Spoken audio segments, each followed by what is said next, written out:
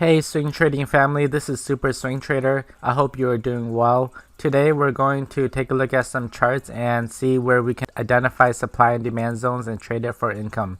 Before I do, if you're new to this channel, here I talk about swing trading using the rules of supply and demand and technical analysis to trade with the big banks, hedge fund managers, and professional traders, and not against them.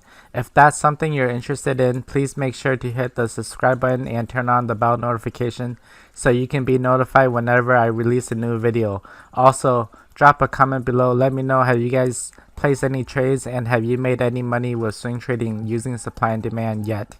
Comment below yes if you have and no if you haven't. I really appreciate your comments because it helps me tailor my content to best serve you. Apart from that, let's get right to evaluating the charts. Okay, let's take a look at the euro dollar versus the Australian dollar. On the left hand chart here, every candle is 1 day. On the bottom right here, every candle is 1 week. And on the upper right corner here, every candle is 1 month. Let's do a top-down analysis first. Let's take a look at the monthly.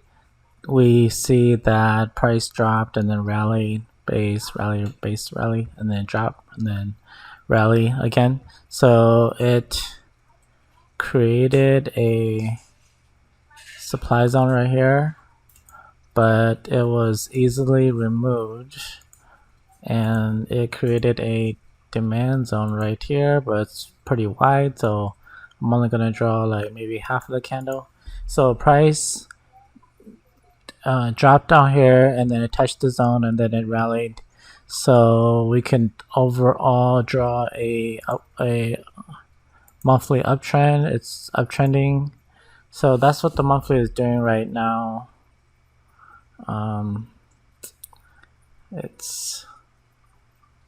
So it went higher than this up here, but if it's having a really hard time closing above these wicks, so it could signal that there is weakness coming on because it can't close above these previous wicks. So it could, and then right here is forming this bearish pin bar. So, and this is pretty high in the range. We don't want to buy here. We want to wait for a bigger pullback or something else that the market could provide for us to go long. Okay, so the weekly, we have price, we have demand zone right here because this wick, this is the origin of the move. It went up here, and that's what's creating the demand zone here, and price almost touched it, and then it rallied, and then it's forming this bearish engulfing candle. So this is supply right here. So it's consolidating. Well, it's not consolidating, it's in a downtrend because it formed a supply zone, and it also formed this new demand zone down here. So this is the range that we have on the weekly chart. We see that price is making a big move to the downside, and there's two levels of demand, this one and this one. So there's two levels of demand down here that could hold price up. And you see that this zone and this zone is the same as this zone, which has been tested. So we'll see what the price is doing for the rest of this week, but that's what it's doing right now. On the daily chart, we have supply zone created up here, which, as you can see, it's the same. This zone right here is the same as this zone. So when this zone is located in between this into this higher time frame zone, it's pretty strong. I would not have a problem going short up there just to see. And then as price is dropping, it's also creating this supply zone right here on the daily. And then the EMA line is also trending down, so it's providing extra power for this down move if price gets down there. And then let's see, let's maximize this chart and see if there's any potential demand zones that we could be looking at. Let's see, I don't see any. This is a pretty good zone right here, but price, yeah, this is a pretty good zone. Price held pretty well throughout all these areas, but it's really low in the range.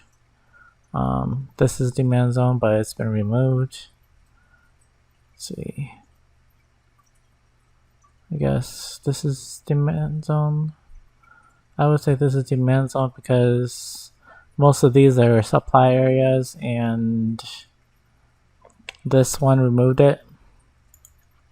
So this is demand zone. So as we can see, when we back tested, you know, we see that price dropped here, rallied, and then price dropped here, and it could rally, or it could just it could rally back up, bounce off this area and go up, or it can go right through it.